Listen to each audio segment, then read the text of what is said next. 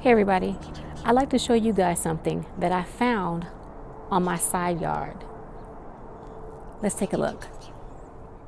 This is a poke plant and it is pretty big. It's been cut down a couple times by the yard man. This particular shrub that is now turned into a huge bush has gone dormant for the year, or they've killed it off, one of the two. But there is a huge poke plant in the center. Well, not quite in the center, but around the back. I'm going to take you guys off the tripod so you guys can see. Okay, so there's the base of it. There are 3 stalks in there, and it goes all the way up. Sorry about the lighting, guys. And all the way towards the back over there, you can see it in the top. All the way across the top, you can see it. And the leaves go all the way over towards the side of this shrub. Now, some of these berries have begun to turn purple, and I will be harvesting those today and letting them dry. And some of them, of course, are still quite green. But I'm going to take as many as I can, and I'm going to dig up at least one of those roots down there. Because if you know anything about poke, it's poisonous, but it's very powerful. And many people in the Appalachia eat the poke greens.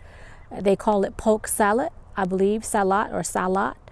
I'll put some information in the description box below. But look at this, and I don't know when this arrived here, but it's amazing. I saw this last month sometime, didn't quite know what it was, don't know about you guys, but I talked to my plants and I asked it to reveal itself to me.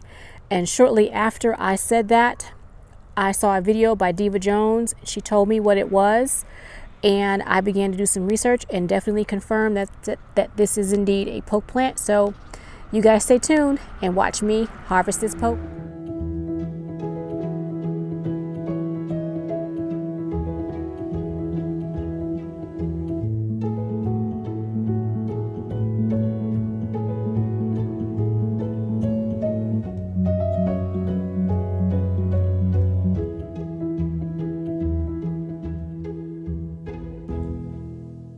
I was able to get a pretty good amount of berries in my little container, and once these dry, there are tons of little bitty seeds in those berries, so that's a pretty significant amount. I may come back out, excuse me guys, my neighbors, sorry about that y'all, my neighbors, yeah, that's all I can say about that.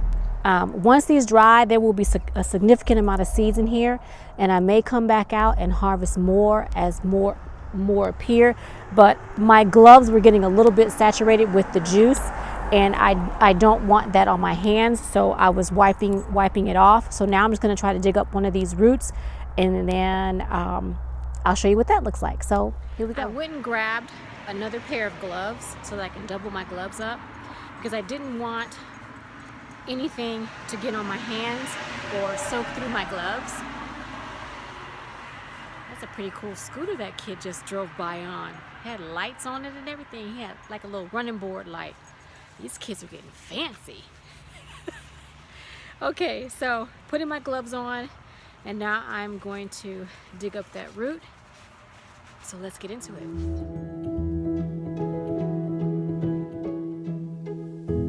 I thought I was really gonna have to seriously do some digging, but sorry about that guys, cars are going by. But this root was basically laying on top of the ground. This portion of the root was exposed right here. And all I did was take my pitchfork and just began to pick it up. And I got this much root right here. Now this could last you a lifetime. So I won't have to go digging around, digging up anything else. So this will need to be cleaned and chopped up and made into a tincture. And I'll talk to you guys about that a little bit. Gotta love daylight savings time. Well, I've dug up the root, and of course, as you can see by the light that's come on and the shadow that's being cast, I am losing light. So I am not going to process this poke root. And of course, you guys don't want to see that anyway. It's just making a tincture. So I'm going to process this poke root tomorrow. But thanks for coming along, and I'll see you in the next video. Bye, guys.